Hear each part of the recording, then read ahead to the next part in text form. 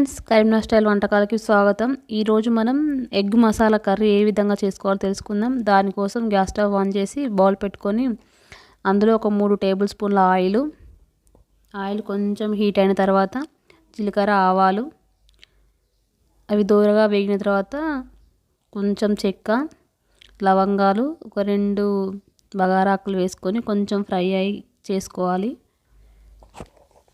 ఇవి ఫ్రై అయిన తర్వాత ఇందులోనే మనము ముందుగా కట్ చేసి పెట్టుకున్న ఆనియన్స్, ఒక 2 పెద్ద సైజు ఆనియన్స్ను ఇలా పొడుగ్గా కట్ చేసుకొని అందులో వేసుకోవాలి.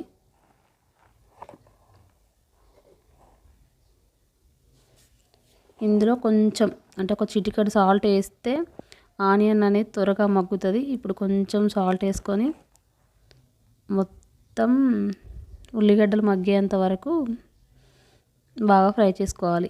ఇప్పుడు ఇందులోనే ఒక 2-3 సన్నగా తరిగిన పచ్చిమిర్చి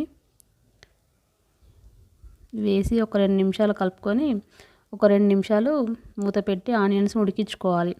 ఇప్పుడు ఆనియన్స్ చాలా బాగా ఉడికినాయి కదా, ఇందులోనే ఒక టేబుల్ స్పూన్ అల్లం వెల్లుల్లి పేస్ట్ వేసి మళ్ళీ ఒక 2 నిమిషాలు బాగా వేయించుకోవాలి. అంటే పచ్చి వాసన పోయేంత వరకు అల్లం వెల్లుల్లి పేస్ట్ ఫ్రై చేసుకొని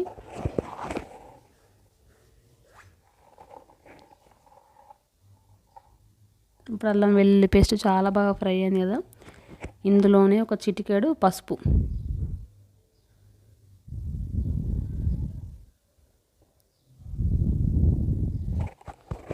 ఒక 2 నిమిషాలు కలుపుకొని అంటే రుచికి సరిపడా కారం, కొందరు కారం ఎక్కువ తింటారు కావచ్చు, కొందరు తక్కువ తింటారు కావచ్చు, ఒక టేబుల్ స్పూన్ కారం, మీకు కావాలనుకుంటే కొంచెం ఎక్కువైనా వేసుకోవచ్చు. ఇందులోనే కొంచెం వేయించిన ధనియాల పొడి, అలాగే కొంచెం గరం మసాలా. ఇది బాగా ఫ్రై అయిన తర్వాత ఒక 2 నిమిషాలు మూత పెట్టి ఉడికించుకోవాలి. ఎందుకంటే ఆనియన్స్కి మొత్తం కారం అనేది పడుతుంది కదా, ఇప్పుడు మొత్తం కారం పట్టింది. ఇందులోనే కొన్నన్ని వాటర్,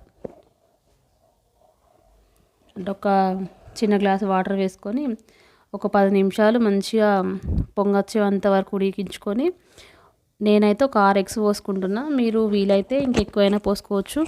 ఒక్కొక్క ఎగ్గును నేను చూపిస్తున్న విధంగా వేసి ఒక 10 నిమిషాలు దాన్ని టచ్ చేయకుండా మూత పెట్టి అలాగే ఉడికించుకోవాలి. అలా ఉడికించుకోవడం వల్ల మనం బాయిల్డ్ ఎగ్ అయితే ఏ విధంగా టేస్ట్ వస్తుందో ఇది కూడా సూపర్ అంటే సూపర్గా వస్తుంది టేస్ట్. చూసిరు కదా ఎంత బాగా ఉడికినాయి ఎగ్స్, చూస్తుంటూనే నోరు ఊరుతుంది కదా.